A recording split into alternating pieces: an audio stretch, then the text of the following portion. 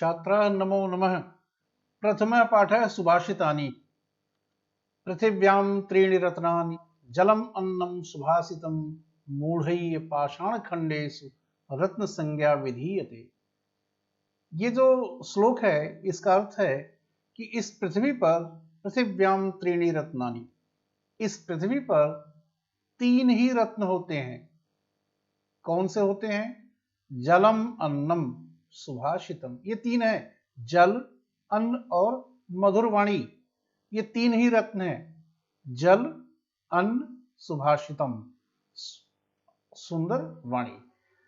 मूढ़ई, मूढ़ई कहते हैं मूर्खों को। मूर्ख लोग पाषाण खंडेशु, पाषाण पत्थर के टुकड़ों को, खंड का मतलब टुकड़ा, पत्थर के टुकड़ों को रत्न संज्ञा विधीयते, रत्न का नाम देते हैं। विधीयते मतलब देते हैं। मूर्ख लोग पत्थर के टुकड़ों को ही रत्न का नाम देते हैं, जबकि सत्यता यह है कि रत्न जो है इस पृथ्वी पर तीन ही हैं। वो जल है, अन्न है, सुभाषित है। मतलब हमारे लिए, हमारे जीवन में जल महत्वपूर्ण है, अन्न महत्वपूर्ण है और सुंदर वाणी भी आवश्यक है।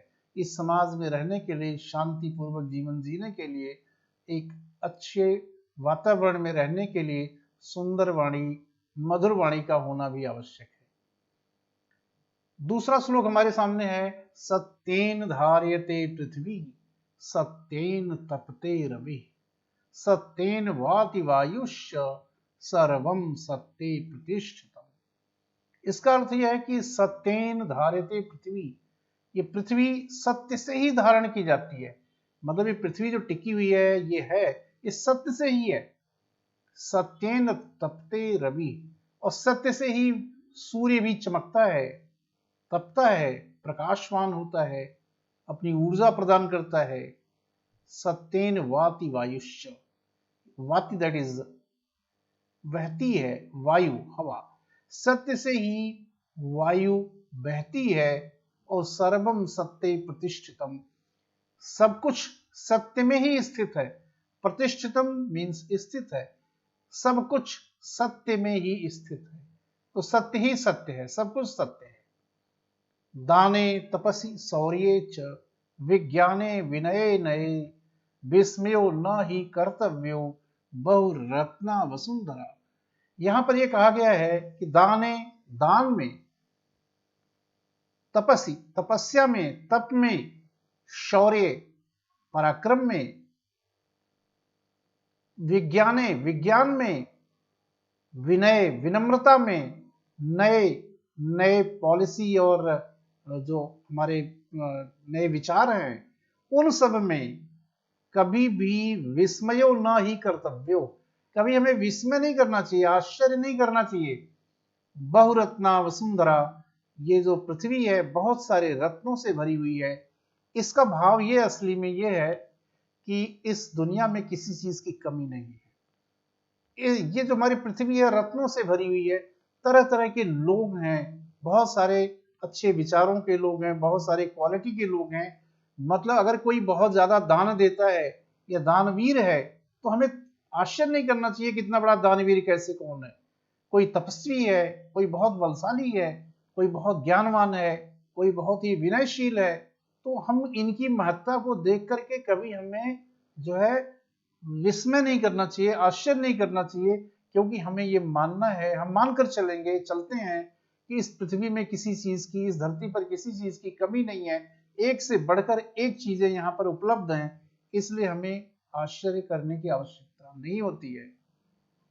अब हमारे सामने जो अगला श्लोक है, जो चौथा, वो आपके सामने इस तरह से है कि सद्भिरेव सहासीत सद्भि कुर्वीत संगतिम सद्भिर्विवादम मैत्रीम च ना सद्भि किंचिदाचरेत।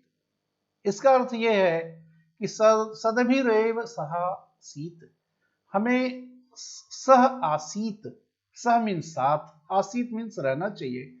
सद्भिर एव, सज्जनों के ही साथ हमें रहना चाहिए। हमें अगर किसके साथ रहना है? सज्जनों के साथ रहना है। हमें सज्जनों का ही साथ पकड़ना चाहिए, सज्जनों के साथ ही रहना चाहिए। सद्भि कुर्वीत संगतिम, और हमें अगर कोई संगति करनी है, मित्रता करनी है, तो हमें सज्जनों से ही मित्रता करनी चाहिए। तो पहली लाइन का अर्थ यह है कि सज्जनों के साथ रहना है, रहना चाहिए, सज्जनों से मित्रता करनी चाहिए। सद्भिर विवादम, और अगर हमें विवाद भी करना है, अगर हमारा विवाद भी किसी से होना है, और मैत्री च, और मित्रता भी होनी है, विवाद भी मित्रता भी, वो भी सज्जनों के साथ ही होनी चाहिए। ना सद्भि किंचित आचरित, और जो सद्भि नहीं है, जो सज्जन नहीं है, मतलब जो दुष्ट हैं लोग, दुष्टों के साथ किंचित आचरित, उनके साथ कोई भी आचरण नहीं करना चाहिए, उनके साथ हमें किसी भी प्रकार का कोई भी संबंध नहीं बनाना चाहिए, उनसे दूरी बनाकर रखना चाहिए। तो चौथे श्लोक का अर्थ ही हो गया कि सज्जनों की यहाँ पे महत्ता को दिखाया गया है कि सज्जन लोग दरअसल सज्जन होते हैं, अच्छे होते हैं, और हमारे लिए वो लाभदायक और लाभप्रद होते हैं, इसलिए हमें सज्जनों का साथ हमेशा ही पकड़ना चाहिए। अगला श्लोक ये कहता है कि धन धान्य प्रयोगेषु विद्यायाः संग्रहेषु च आहारे व्यवहारे च त्यक्त लज्जः सुखी भवेत्। ये श्लोक कहता है कि धन धान्य प्रयोगेषु, धन और धान्य के प्रयोग में, मतलब अगर हमारे पास संपत्ति है, धन दौलत है, तो उसको प्रयोग करने में, उसको प्रयोग करना चाहिए। विद्यायाः संग्रहेषु च, और विद्या अगर हमें मिलती है तो उसका संग्रहण करना चाहिए, उसको इकट्ठा करना चाहिए। वो विद्या कहाँ से मिल रही है, कौन दे रहा है, ये सब देखने की जरूरत नहीं है। विद्या कहीं से भी मिल रही है, उसको ग्रहण करिए, उसको इकट्ठा करिए, उसको संचित करिए, अपने पास लाइए, उसको सीखिए। और धन धान्य अगर आप भगवान ने आपको दिया है तो उस संपत्ति को, उस धन का प्रयोग करिए, उसको देखने के लिए नहीं है, कार्य में लगाइए उसे। इसी प्रकार से आहारे व्यवहारे च त्यक्त लज्जः सुखी भवेत्, आहार में मतलब भोजन में, व्यवहार में अपने आचरण में, बातचीत में, मेल जोल में, त्यक्त लज्जः लज्जा को त्याग देना चाहिए, और सुखी भवेत्, और जो लज्जा को त्याग देता है वो सुखी होता है। कहने का मतलब इस पूरे श्लोक का अर्थ यह है कि हमें अपने जीवन में धन धान्य जो संपत्ति है उसका प्रयोग करना चाहिए, उसको इकट्ठा करके देखने के लिए नहीं है, उसका प्रयोग करिए, विद्या को ग्रहण करिए।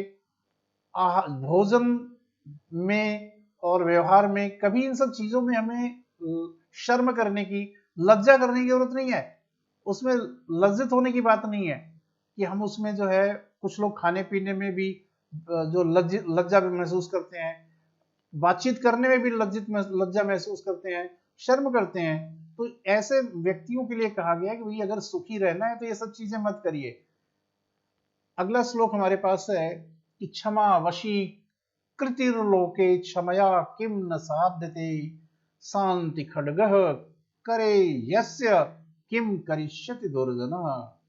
यहाँ पर क्षमा के महत्व का वर्णन किया गया है कि क्षमा वशीकृति, क्षमा वशीकरण का कार्य करती है। अगर किसी को अपने वश में करना है तो उसको क्षमा दीजिए, क्षमा करिए, उसे बदले की भावना मत रखिए, क्षमा करिए।